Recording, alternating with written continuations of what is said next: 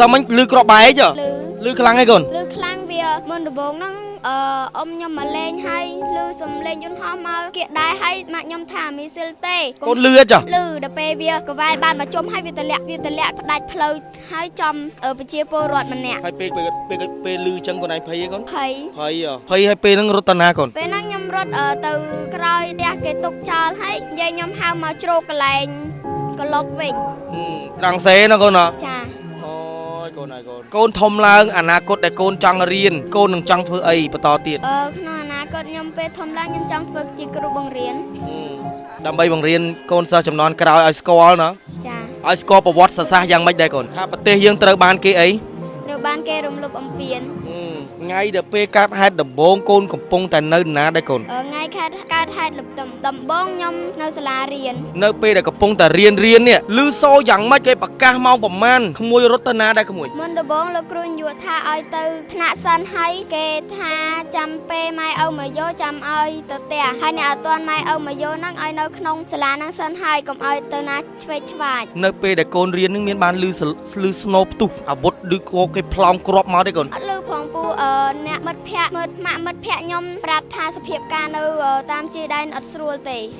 ក្រោយពីកូនលោកគ្រូជំរាបថាឪពុកមកយកបានកូនមកបន្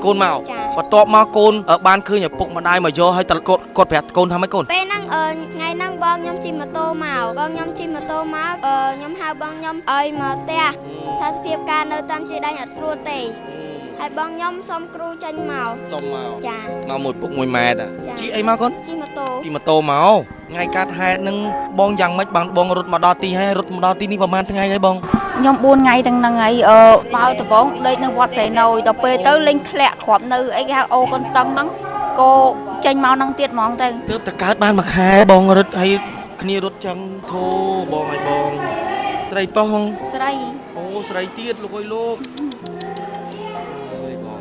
បងបានទទួលអំណោយគេនៅបងនៅចាអាថ្ងៃរត់មកហ្នឹងគេរកចែកដែរប៉ុន្តែលឺគ្រាប់ហើយភ័យពេកអត់ហ៊ានយកទេចេញលមកមកហ្មងលមកចា3ទាំងកូនជិះលមកមកហ្នឹងបងចាឥឡូវបងអញ្ជើញទៅយកមួយគេណាបងណាពួកខ្ញុំដឹកនាំអំណោយមួយចំនួននេះជារបស់លោកអុកញ៉ាយឹមតាស្រង់នឹងបងម៉ាក់អ៊ីថ្នាំដុសធ្មេញរបស់គាត់និងទឹកយិនសិនបាទរបស់ម៉ាក់អ៊ីហ្នឹងណាបងបាទអញ្ចឹងបងចាំទៅទទួលអំណោយពួកគាត់ណាបងណាចាអរគុណច្រើនបាទបងបាទអរគុណបងអរគុណរំខានបងតិចណាបងណា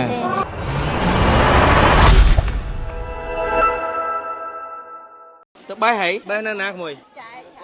ចែកទៅបានមកពីណាបែរឬក៏ទិញគេមើលប្រាប់ពូមើលប្រាប់ពូសិនពូសួរសិនទិញគេឬក៏បែរលោកគេជួយលោកអូជំនួយរបស់លោកហើយលោកក៏វេមកយើងមកដើម្បីបានឲ្យហូបថ្ងៃកាត់ហេតុដំបងកូននៅណាទេកូនថ្ងៃកាត់ហេតុដំបងថ្ងៃច័ន្ទហ្នឹងខ្ញុំនៅសាលារៀនឈរត្រង់ជួរមានអីគេប្រាប់ថាសាលារៀនណាកូនសាលារៀនតាពាំងព្រៃកូនណោះចារៀនទីប្រហែលណាកូនរៀនទី6ឈ្មោះអីដែរកូនឈ្មោះខ្ញុំក្រៅឈ្មោះខ្ញុំហើយឈ្មោះក្នុងឈ្មោះណាត់ដាវឈ្មោះក្នុងខ្ញុំឈ្មោះណាត់ដាវចាណាត់ដាវរងថ្ងៃនៅមួយឪពុកនៅមួយម្ដាយគ្នាប្រហែលអ្នកមកគ្រួសារកូនមកគ្រួសារគ្នា5នាក់ថ្ងៃដែលពេលកាត់ហេតុដំបងកូនកំពុងតែនៅណាដែរកូនថ្ងៃកាត់ហេតុដំបងខ្ញុំនៅសាលារៀននៅពេលដែលកំពុងតែរៀននេះឮសូរយ៉ាងម៉េចគេប្រកាសម៉ោងប្រមាណក្មួយរត់ទៅណាដែរក្មួយមុនដំបងលោកគ្រូយុវថាឲ្យទៅថ្នាក់សិនហើយគេថាចាំពេលម៉ែឪមកយកចាំឲ្យទៅផ្ទះហើយអ្នកអត់ទាន់ម៉ែឪមកយកហ្នឹងឲ្យនៅក្នុងសាលាហ្នឹងសិនហើយកុំឲ្យទៅណាឆ្វេងឆ្វាយនៅពេលដែលកូនរៀននឹងមានបានឮស្នូផ្ទុះអាវុធឬក៏គេប្លង់គ្រាប់មកទេកូនអត់ឮផងពូអ្នកមិត្តភ័ក្តិមិត្តភ័ក្តិខ្ញុំប្រាប់ថាសភាពការនៅតាមជាដែនអត់ស្រួលទេកូននៅម្ដុំណាទេកូនខ្ញុំនៅម្ដុំភូមិបឹងស្រុកអីគេដែរកូនស្រុកលងវេម្ដុំណាកូនភូមិតាពាំងព្រៃភូមិបឹងឃុំតាពាំងព្រៃស្រុកលងវែងខេត្តដល់មានជ័យដល់មានជ័យចាក្រោយពីកូនលោកគ្រូជំរាបថាឪពុកមកយកបានកូនមកបន្ទាប់មកកូនបានឃើញឪពុកម្ដាយមកយកឲ្យគាត់ប្រាប់កូនថាម៉េចកូនពេលហ្នឹងថ្ងៃហ្នឹងបងខ្ញុំជិះម៉ូតូមកខ្ញុំហៅបងខ្ញុំឲ្យមកផ្ទះថាសភាពការនៅតាមជាដែនអត់ស្រួលទេហើយបងខ្ញុំសុំគ្រូចេញមកចាមកមួយពុកមួយម៉ែតាជីអីមកកូនជីម៉ូតូមកប្រហែលអ្នកម៉ូតូមួយគ្ គ្រឿង ពេលមកចរំនឹងមែនពូជីឡានមក ជីឡានមក ចា គេដឹកមកគេជួយដឹកហ៎ ឲ្យផងឡានខ្លួនឯងឡានដឹករោង អញ្ចឹងឡានដឹករោង ចា ហើយចុះមកហូបនេះបានមកពីណា គេជួយលោក លោកក៏ប្រគេនតមកអូហើយផងយកទៅធ្វើមកហូបអីហ្នឹងកូន ស្លមកជូរកូនត្រី ស្លមជូរកូនត្រីកូនណាចេះស្លហើយកូន ម៉ាអ្នកស្ល ម៉ែអ្នកស្លម៉ានកូនចេះស្លបើកូនចេះស្លឲ្យពូសុំហូបដែរមកកូនបានដែរសុំមិញលឺក្របបែកចុះ លឺ លឺខ្លាំងឯងកូន លឺខ្លាំងវាមុនដំបូងហ្នឹងអ៊ំខ្ញុំមកលេងហើយលឺសំលេងយន្តហោះមកគៀកដែរហើយម៉ាក់ខ្ញុំថាមីស៊ីលទេ កូនលឺចុះ លឺដល់ពេលវាកវាយបានមកជុំហើយវាតម្លាក់ផ្ដាច់ផ្លូវហើយចំប្រជាពលរដ្ឋម្នាក់ ហើយពេលលឺចឹងកូនឯងភ័យឯងកូន ភ័យ ហើយពេលហ្នឹងរត់តាណាកូន ពេលហ្នឹងខ្ញុំរត់ទៅក្រោយផ្ទះគេទុកចោលហើយយាយខ្ញុំហៅមកជ្រោកកន្លែងក្លុកវិញ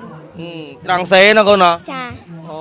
យកូនហើយកូនហើយលើចេះបានរត់មកដល់ហ្នឹងណាកូនណា ចា មកគេងនៅហ្នឹងបានយប់ហើយ ទៅមកដល់ព្រឹកមិញទេពូ ទៅមកដល់ព្រឹកមិញទេ ចា ភ័យខ្លាចទេកូននៅពេលដែលប្រទេសយើងអញ្ចឹង ភ័យ ភ័យខ្លាច ចា កូនធំឡើងអនាគតដែលកូនចង់រៀនកូននឹងចង់ធ្វើអីបន្តទៀត ក្នុងអនាគតខ្ញុំពេលធំឡើងខ្ញុំចង់ធ្វើជាគ្រូបង្រៀន ដើម្បីបង្រៀនកូនសិស្សចំនួនក្រោយឲ្យស្គាល់ណា ចា ឲ្យស្គាល់ប្រវត្តិសាស្ត្រយ៉ាងម៉េចដែរកូនថាប្រទេសយើងត្រូវបានគេអី ត្រូវបានគេរំលោភបំពាន ត្រូវបានគេរំលោភបំពានប្លង់អាវុធប្លង់រត់គេចគ្រាប់អញ្ចឹងណាកូនណា ចា ប្រាប់តគ្នាណាកូនណា ចា អរគុណច្រើនពូអរគុណសុខសប្បាយក្មួយបងជំរាបសួរប្រហែលខែបង ខែកន្លះ ទៅបានមួយខែកន្លះទេរត់គេចពីសង្គ្រាមមកបង ចា រត់គេចពីណាមកដែរបង ខ្ញុំពីលងវែងមក សិតតែអ្នកលងវែងមកបងណា ចាអ្នក នៅភូមិអីដែរបង ខ្ញុំនៅភូមិអូនជៀន អូថ្ងៃកាត់ហេតុនឹងបងយ៉ាងម៉េចបានបងរត់មកដល់ទីហើយរត់មកដល់ទីនេះប្រហែលថ្ងៃហើយបង ខ្ញុំ4ថ្ងៃទាំងហ្នឹងហើយមកដំបងដេកនៅវត្តសែនយដល់ពេលទៅលេងធ្លាក់គ្រាប់នៅអីគេហៅអូកន្តឹងហ្នឹងក៏ចេញមកហ្នឹងទៀតហ្មងទៅ ទើបតែកើតបានមួយខែបងរត់ហើយគ្នារត់ចឹងធូបងហើយបងស្រីប៉ោះបង ស្រី អូស្រីទៀតលោកអើយលោកអើយបងបានទទួលអំណោយគេនៅបង នៅ នៅឯនោះ ចាអាថ្ងៃរត់មកហ្នឹងគេរកចែកដែរប៉ុន្តែលឺគ្រាប់ហើយភ័យពេកអត់ហ៊ានយកទេចេញលមកមកហ្មង ល្មម ចា បីទាំងកូនជិះល្មមមកហ្នឹងហ៎បង ចា ឥឡូវបងអញ្ជើញទៅយកមួយគេណាបងណាពួកខ្ញុំដឹកនាំអំណោយមួយចំនួននេះជារបស់លោកអុកញ៉ាយឹមតាស្រង់និងបងម៉ាក់អ៊ីថ្នាំដុសធ្មេញរបស់គាត់និងទឹកយិនសិនបាទរបស់ម៉ាក់អ៊ីហ្នឹងណាបងបាទអញ្ចឹងបងចាំទៅទទួលអំណោយពួកគាត់ណាបងណា ចាអរគុណច្រើន បាទបងបាទអរគុណបងអរគុណអូយរំខានបងតិចណាបងណាមួយខែបងប្អូនទៅកើតបានមួយខែពធោ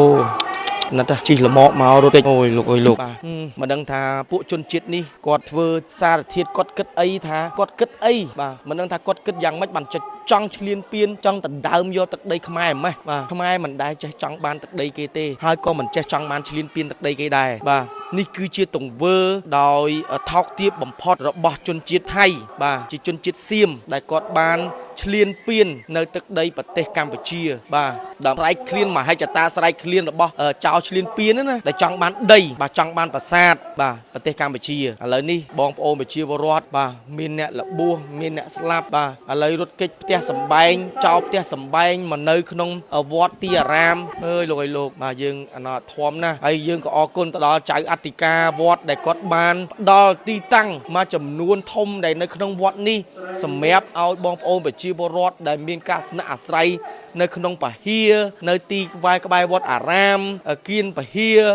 បាទច្រើនណាបងប្អូនមិនមែនមកភូមិទេណាមកខេត្ត2ខេត្ត3ខេត្តមិញហ្នឹងសិតតអ្នកអដរមានជ័យនិងអ្នកលងវែងតែគាត់មកដល់ទីនេះបាទ2ខេត្តបាទអដរមានជ័យលងវែងគាត់មកដល់បាទមកដល់ហ្នឹង3ថ្ងៃឡើងមកដល់នេះ2យប់មកដល់នេះ1ថ្ងៃបាទ3ថ្ងៃទើបមកដល់ទីតាំងនេះបានមានទីទួលសុវត្ថិភាពបាទអរគុណទៅដល់ចៅអធិការវត្តផងដែរបាទលោកចៅអធិការវត្តផងដែរដែលគាត់ជួយទៅដល់បងប្អូនប្រជាពលរដ្ឋដែលគាត់ភៀសសឹកនឹងខ្ញុំអរគុណខ្លាំងមែនទែនជាពិសេសអរគុណទៅដល់បងវីរៈកងទ័ពដែលបានពលីជីវិតការពារបូរណភាពទឹកដីកុំឲ្យចោល